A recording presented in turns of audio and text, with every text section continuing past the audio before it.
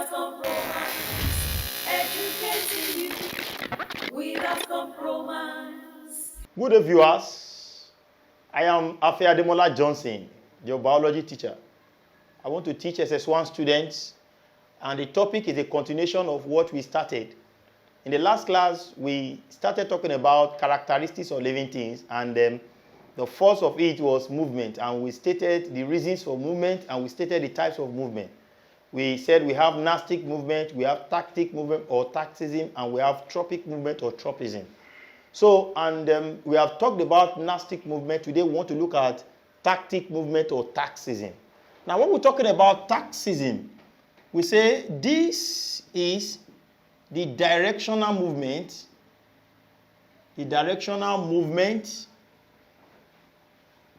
of the whole body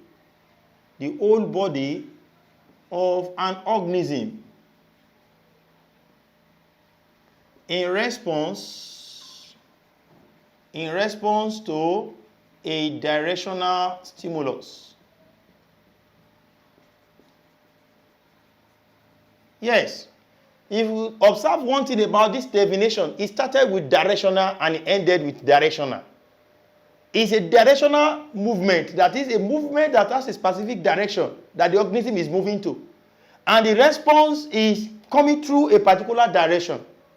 Now, we are going to look at the differences between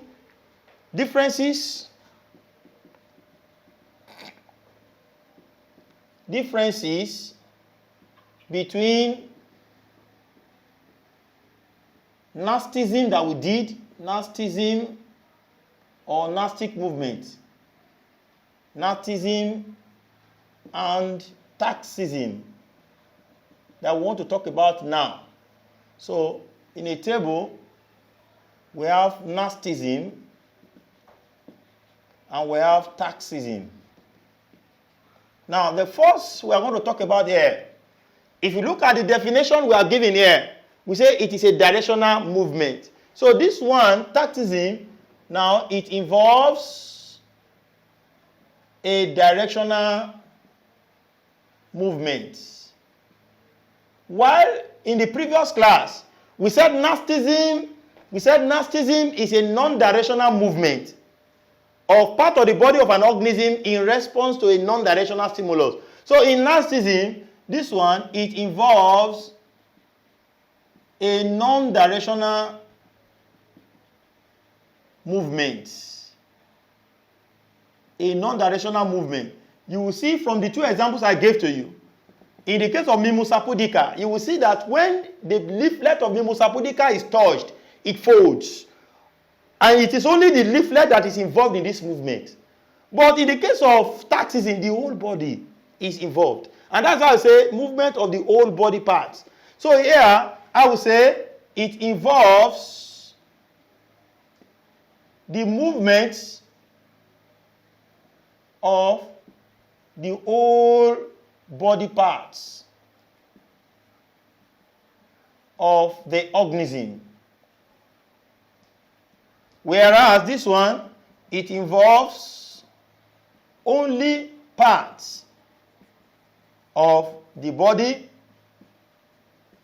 of the organism. For example, I gave just only two examples. In the case of Mimosa pudica, the leaflet is responding to touch. In the case of the 4 o'clock plant, only the red flower is responding to sunlight. Then another thing to talk about here, you know, since I have given just two examples in nastic movement, the stimulus can only be either light in the case of 4 o'clock plant or touch in the case of Mimosa pudica.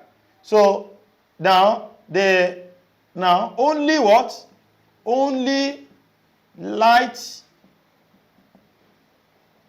and touch stimuli are involved. But here, in addition to light and touch stimuli, then other stimuli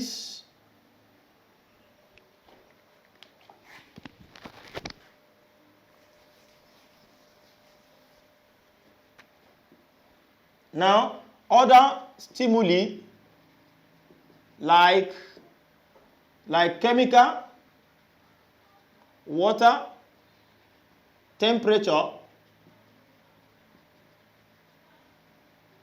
etc. are involved. Take note of that. Then another thing from the definition we had given. Here, the response. Let's now go to the response side. In the case of gnostic movement, we say in response to non-directional stimulus. So here, so number 4 now, non-directional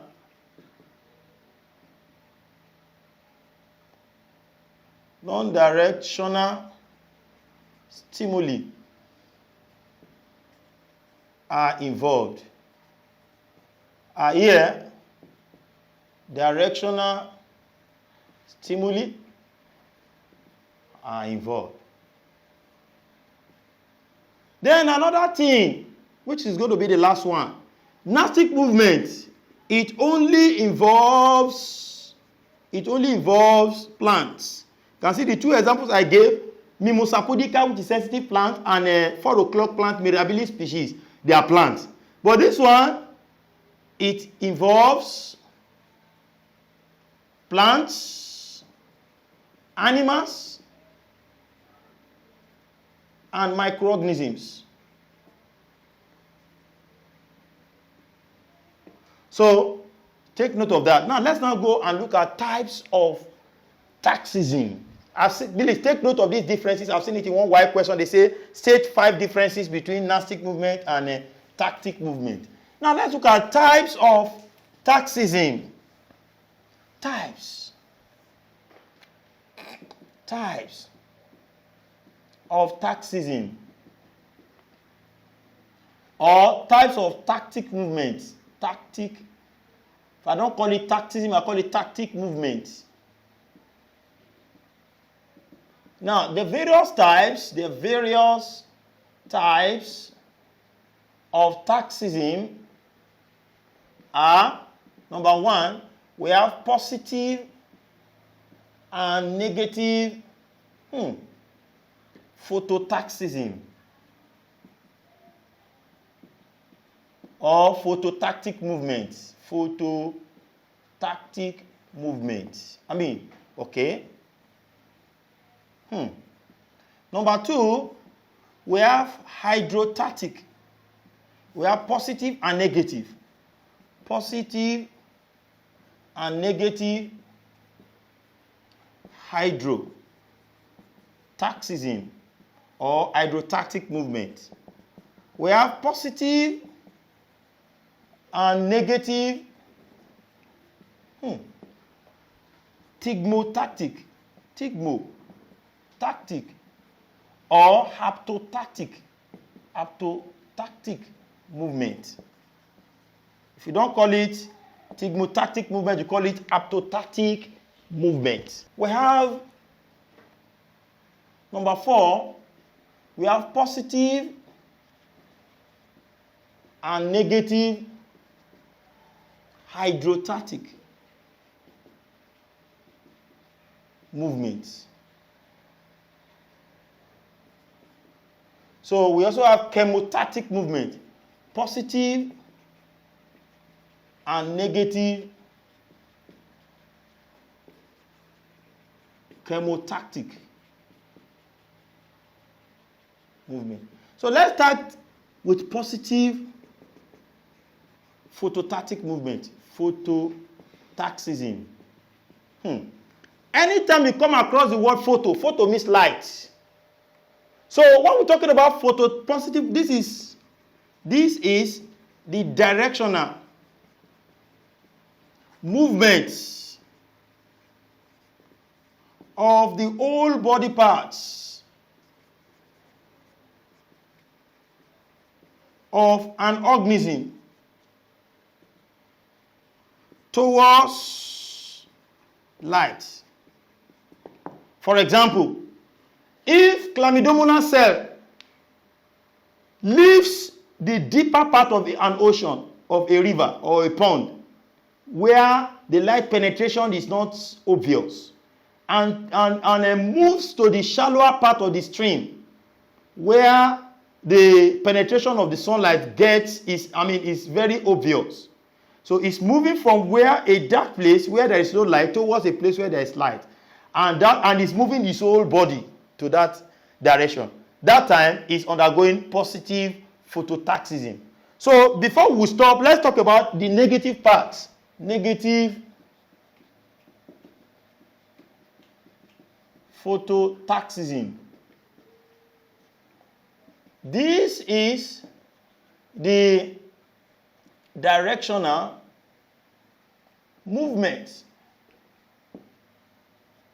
of the whole body parts.